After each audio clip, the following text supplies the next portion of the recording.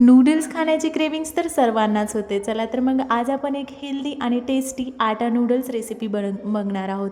त्यासाठी मी इथे सर्वात आधी पाणी बॉईल करायला ठेवलेलं आहे. त्यामध्ये थोडंसं तेल टाकून आपले हे नूडल्स त्यामध्ये बॉईल करून घ्यायचे आहेत. 5 मिनिटासाठी आपण हे कुक करून घ्यायचे आहेत आणि मग नंतर एका चाळणीमध्ये आपण हे काढून घेऊयात आणि वरतून छान असं थंड पाणी टाकायचे, जेणेकरून आपले नूडल्स जे आहेत ते तुटणार नाहीत आणि 1 तासानंतर जरी बनवलात तर हे अजिबात तुटत नाहीत आणि एकदम सुटसुटीत बनतात. चला तर मग आता आपण व्हेजिटेबल्स कट करून घेऊयात. तुम्हाला तुमच्या आवडीचे व्हेजिटेबल्स तुम्ही यामध्ये टाकू शकता. एक जाड बुडाची कढई घ्यायची आहे. त्यामध्ये थोडंसं तेल टाकायचं आहे, जिरे टाकून कांदा टाकायचा आहे, हिरवी मिरची, तुमच्या आवडीचे व्हेजिटेबल्स त्यामध्ये ॲड करायचे आहेत.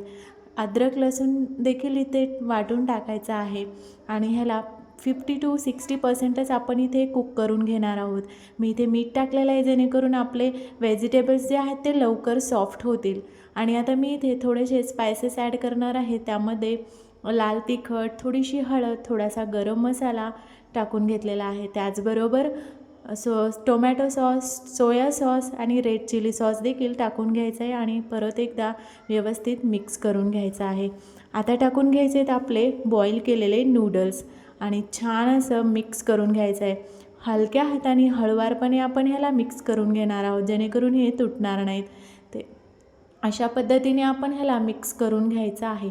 तयार आहेत आपले छान असे घरच्या घरी स्ट्रीट स्टाईल हक्का नूडल्स. आवडली का रेसिपी? लहान मुलांना तर एवढे आवडणार आहेत, एकच नंबर. त्यामुळे नक्की ट्राय करा आणि आवडल्यास लाईक, शेअर आणि सबस्क्राईब करायला अजिबात विसरू नका. चला तर मग भेटूया नेक्स्ट रेसिपीसोबत. तोपर्यंत बाय बाय.